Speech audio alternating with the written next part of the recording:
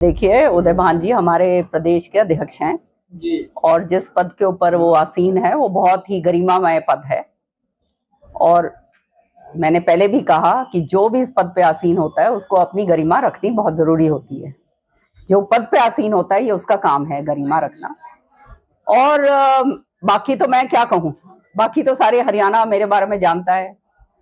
हरियाणा के मैं क्या अपने मुंह से क्या कहूँ।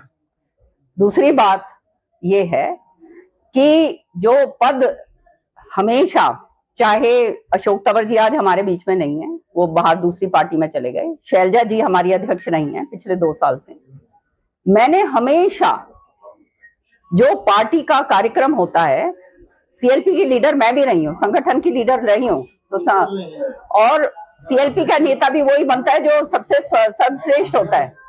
जैसे आज हुड्डा जी हैं, वैसे ही सर्वश्रेष्ठ मैं थी तब मैं बनी थी। तो मैं कहना ये चाहती हूँ कि पार्टी अध्यक्ष जो है उसका दायित्व बनता है कि वो सबको लेकर चले, ना कि वो एक तरफा काम करे। ये काम होता है और पार्टी अध्यक्ष को बहुत सारे कॉम्प्रोमाइजेस करवाने पड़ते हैं। ये अध्यक्ष की बात होती है, जो ऊपर आदमी बैठता है ये उसका काम होता है, ये किसी और का काम नहीं होता। तो किस तरह से जोड़ना है, किसको बुला के जो है सलाह मशवरा करना है, सबको बिठाओ, सबको मिलाओ, ये काम पार्टी अध्यक्ष का होता है, किसी और का नहीं होता। अगर पार्टी अध्यक्ष की तरफ से ही अगर नहीं बुलाया जाएगा, कोई बात नहीं होगी, तो बिखराव होगा ही। अब जो है पार्टी अध्यक्ष साहब, मैं आज सुन रही थी, कल कोई एक उन्होंने वो दिया है, कल भी एक कोई बयान दिया, उसमें कहा है कि ये चुनाव की प्रक्रिया जो है उसके ऊपर उन्होंने कहा है।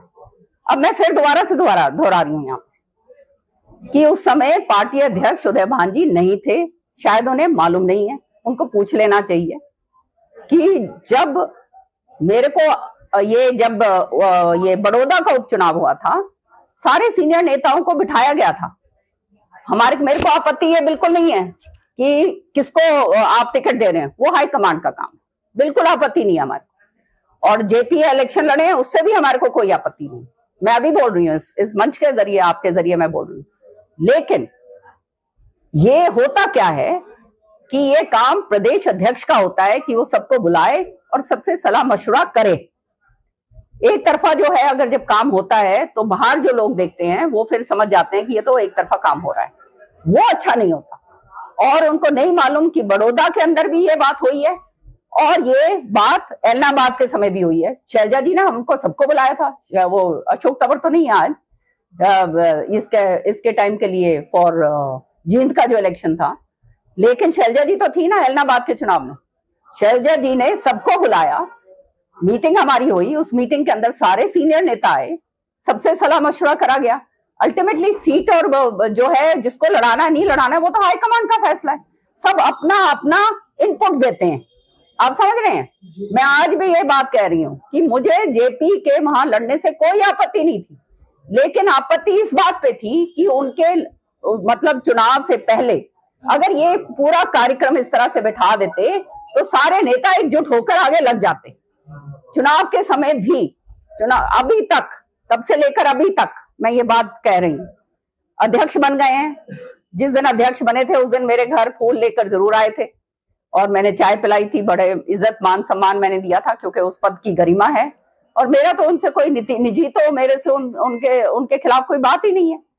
और क्या कहते हैं, हम तो उनमें से थे जिन्होंने इनकी हाँ करी थी कि हाँ इनको बनने दो, सच्चाई है ये। लेकिन उसके बाद उन्होंने कभी फोन करके नहीं पूछा। हमारा संगठन बनाया, भी संगठन के लिए मैं आज के दिन कुछ भी ना हो, एमएलए तो हूं, मेरे से इतना तो पूछा जाना चाहिए था कि भाई कौन आपके डेलीगेट बनेंगे, कौन आपके ये बनेंगे, आप बताइए किसका क्या है, नाम दीजिए, अपने दीजिए।